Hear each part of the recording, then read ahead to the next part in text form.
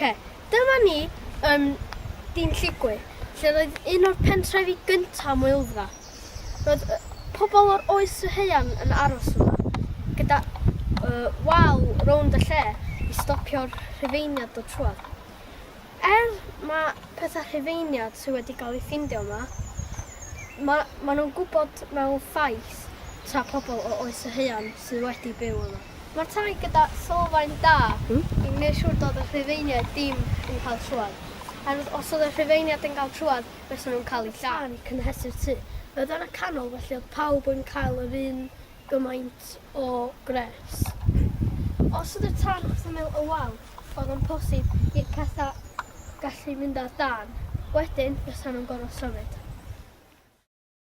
Dyma lle mae'r mynedfa modern lle mae pobl rwan yn defnyddio i gael mewn.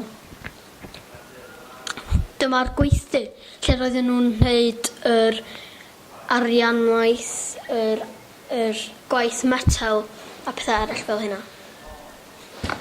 Dyma tŷ crwn lle roedden nhw yn byw a doedden nhw hefo ffenestri a doedden nhw ddim hefo, oedd gennyn nhw tŷ gwell i cadw'r gres mewn. A dyma yw'r mynedfa hen, lle oedden nhw'n dod i fewn hen amser maith yn ôl. Dyma hen capel Lligwy sydd ddim wedi cael ei defnyddio ers yr 17fed ganrif. Eglwys fach hon yn dyddio i'r 18fed ganrif yn gapel anwes ar gyfer cymuned wasgaredig pen dros Lligwy. Dyma aber Cwori a gorwyd yn yr 18fed ganrif. Felly ddoth y cerrig gyntaf o aber Cwori. Dych chi'n gallu weld y tylla lle aeth yr chisels i lawr a torri'r carreg allan. Mae ffosils yn gallu cael ei ffeindio yn aber Cwori. Dyma carreg calch. Mae carreg calch yn mynd yn ôl i cyn y deinosoriaid. Mae hyn yn feddwl mae carreg calch yn hen iawn. Mae carreg calch yn cael ei defnyddio llawer ar Ynys Môn ac yn cael ei ffindio llawer hefyd. Mae carreg calch wedi cael ei defnyddio yn y Birmingham Town Hall a mae o ar y funud yn cael ei defnyddio i creu gorsaf bad achub Moelfre. Dyma cof golwg y Royal Charter. Dyma Royal Charter yn 1852. A hwn yw Joe Rogers yn drinio'r creigiau.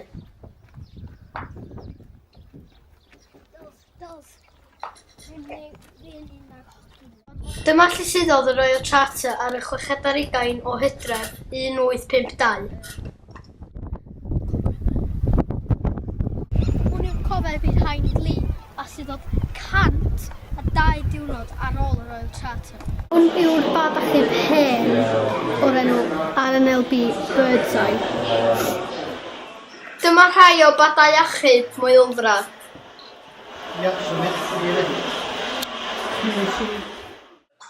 Llaneilian. Rwan ydych chi'n weld fideo am Llaneilian.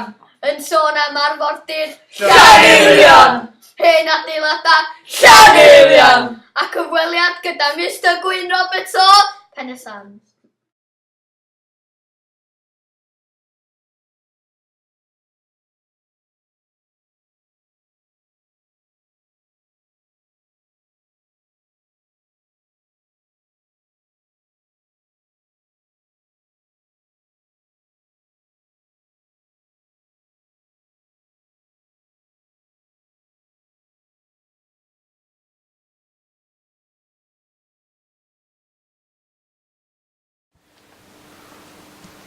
Map o Ynys Môn ydy hwn. Mae'r map yma'n dangos lle mae'r map yna wedi yn cael ei canolbwyntio. Dangos enwau, creigiau ac ynysoedd a dipyn bach o hanes arfordir Llaneilian. Mae yna hefyd fel Porth Ychen, Ogof Copr, Ogof Saint, Creu Cofio, Pen y Bryn Mawr, y Graig Ddu, Pen Cai Bach, Porth Eilian, Craig Canol Traeth, y Ddynchwa Porth Ysgaw, ffynnon bwstri, anan fynygu bwstri. Dwi yma efo Mr Gwyn Roberts o Penysan. Mae o di cytuno i gadael ni gofyn o dipyn o cwestiynau amdan iaith Gymraeg. So, Mr Roberts, sut ydych chi'n meddwl bod y iaith Gymraeg di newid yn yr ardal yma? Wel, mae hi di newid yn fawr iawn ys byddwn ni'n blentyn, wrth gwrs, ydy. Yr un ysgol Pensan, ystafon, yn 4 oed, to'n ddim ond Cymraeg yn amser hynny. Wedyn mi ddoth mewn lifiad i'r ardal, ac yna mae'r iaith wedi dirywio yn ar y 10. Mewn lifiad sydd wedi'i wneud o, mae'n debyg, ynde? Ond wedi dweud hynny, da ni mo'n gobeithio'r gorau i'r iaith, medra ni gymysgu y ddwy iaith efo'i gilydd, a bydd y Gymraeg yn dal yn yr ardal o hyd. Chi'n meddwl bod twristiaeth yn peth da i'r iaith, neu wneud iddo? Wel, mae yna ddwy ffordd i sbio arni hi. Mae twristiaeth yn dod â pobl i fewn, i wario, a drwy hynny mae economi'r ardal yn codi.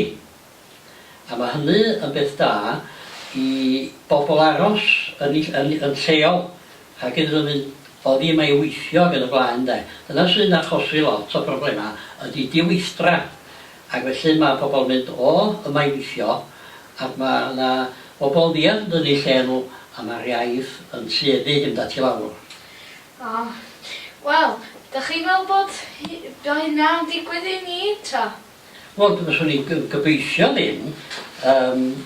Os da chi yn dal i siarad Cymraeg efo ffrindiau ac yn cael gwaith yn lleol, mae hynny yn mynd i gwneud chi yn dal i siarad Cymraeg, yn tydi? Felly, dyna beth bwysicau i chi gael, ydy cael gwaith yn lleol, siarad Cymraeg, hynny fedrwch chi efo rhieni ac efo ffrindiau. Ydych chi'n meddwl bod pobl yn hoffi'r iaith Gymraeg fel maen nhw'n symud yma a maen nhw'n dechrau darllen a deall i'r iaith Gymraeg? Wel, mae hi'n yn anodd iddyn nhw ar y cychwyn, wrth gwrs. Ydyn nhw'n dall yn iaith ni rhaid yn y cychwyn. Unwaith maen nhw'n dod i ddeall y problemau ni, y problemau iaith ni, problemau gwaith ni, hwyrach bod nhw yn cyd-deimlo ni ac mae hynny ella yn ei gwneud nhw dŵad fel y nes atan ni, de. Ydych chi'n gwybod yr ysgol Moelfre, maen nhw'n helpu pobl siarad Cymraeg yn fwy? Wel, wyddwn ni ddim bod hynny bodoli. Mae yna blant yn mynd i ysgol Moelfre, felly oes i dysgu Cymraeg. Dysgu Cymraeg. Ia, wyddwn ni mo hynny, ond ydy'n beth da neu yn beth drwg, dwi'n gwybod. Os ydy'n gweithio, mae'n beth da, dydi. A mae'n arbad arian hefyd, mynd i un canolfan i ddysgu'r iaith, pawb efo'i gilydd. Ond beth sy'n bwysicach na dim ydy bod nhw wedi dysgu'r rei, bod nhw yn ymarfer i adra ac chwarae Gymraeg yn fyddi. Mae'n bwysig bod chi'n ymarfer i hefyd, de. Ydych chi'n meddwl bod sy'n well i pobl dysgu'n preifat, fatha nhw a'r person nhw'n dysgu hefo? Neu fysa'n well i nhw'n neud efo pawb? Wel, fyswn i'n dweud na mae gwersi preifat iawn, ond mae'n costio. Mae grŵp efo'i gilydd yn llawer gwell yn ydw i, maen nhw'n cael helpu gilydd a maen nhw'n cael gofyn cwestiynau gilydd, beth yw'r pethau'r peth a beth yw'r gair yma gyda blaen, a maen nhw'n mynd i helpu gilydd a hwyrach neu mewn grŵp wedi gorau, de. Beth yw'ch barn chi ar yw steddfodau? Wel, mae steddfodau yn beth da iawn. Mae cystadleuaeth mewn steddfod, oes? Oes. Ac fain o bod cystadleuaeth yn beth da iawn i ddysgu plant sydd i ennill a sydd i golli. A mae'n bwysig iawn. Ac wrth gwrs mae steddfodau hefyd yn cael eu cynnal yn yr iaith Gymraeg. Ydych chi'n meddwl mae eisteddfodau'n helpu pobl i siarad Cymraeg yn fwy? Ydyn, os ydyn nhw yn dod i fewn i gystadleuaeth, Bedoliwch chi rwan Steddfod Genedlaethol ynde, yr Urdd a Steddfod Genedlaethol Cymru. Mae yna reol Gymraeg yma no, chawch chi ddim gwneud i'n byd yn Saesneg yno, dim ond yn Gymraeg. Hwyrach yn y Steddfod Genedlaethol, fydda i'n teimlo weithiau, dydda nhw lacio dipyn bach ar y reol yna. A rhoi cyfle i bobl sydd ddim yn dall yr iaith Gymraeg gystadlu mewn fatha maen nhw'n gwneud yn yr Urdd ail iaith neu rhywbeth felly fydda chi. So ni'n teimlo bod isio sacio dipyn bach ar y rheol yna. Mae'n steddfodau'n beth da i bawb ynde. A rei ydych chi'n meddwl sy'n cael mwy o effaith? Rei cylch sy'n ein ardal lleol ni, neu rei genedlaethol sy'n bala? Os o'n i'n dweud bod y rei cylch yn cael mwy o effaith a bod nhw'n lleol ynde. Unwaith da chi wedi mynd tu allan i'r cylch, da chi dod ar draws Cymru o bob rhan o Gymru wedyn. Ac swn i yn lleol ydy'r gorau, cymysgu lleol gyntaf a wedyn ehangu wedyn de. Ydych chi'n meddwl bod yr eisteddfod yma yn dod â'r cyfrifiad yn agosod a'ch i gilydd? O, dyn, yn sicr fod nhw.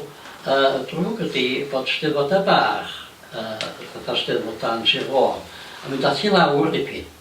Mae eisiau cynnal yr hynny hefyd, achos mae heb steddfod bach, rhaid chi'n steddfod fawr chwaith da chi'n bod. Chi'n meddwl bod llefydd fatha Glan Llyn mae'r Urdd yn gwneud fatha gwersylla i'r Urdd? Mae heini tra cael hwyl a mae plant yn siarad mwy o Cymraeg. Chi'n meddwl mae heini'n cael effaith dda? Ydy, yn bendant bod nhw. Mae Glan Llyn, gwersyllod Glan Llyn a Llangrannog yn blaen. Mae nhw'n dda iawn i blant, mae nhw'n cael cymysgu o plant eraill. Ond beth sy'n bwysig ydy bod y Gymraeg yn cael ei siarad yno de.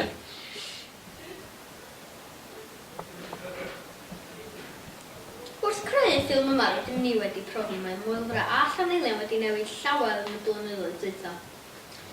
Mae llawer mwy o bobl o Lloegr yn byw yma a mae lot o bobl yn siarad Saesneg.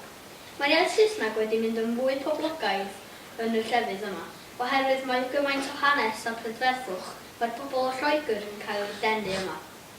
Mae nhw yn creu problem gan prynu tai plant Cymraeg y dyfodol. Os bydd hyn yn cario ymlaen, bydd beryg yr iaith Cymraeg marw allan, felly siaradwch mwy o Gymraeg. Hefyd, yn y pentrefi yma, mae llawer o hanes mor wrwl, ac ar y cyfan, mae'r pentrefi yma'n tebyg i ei gilydd.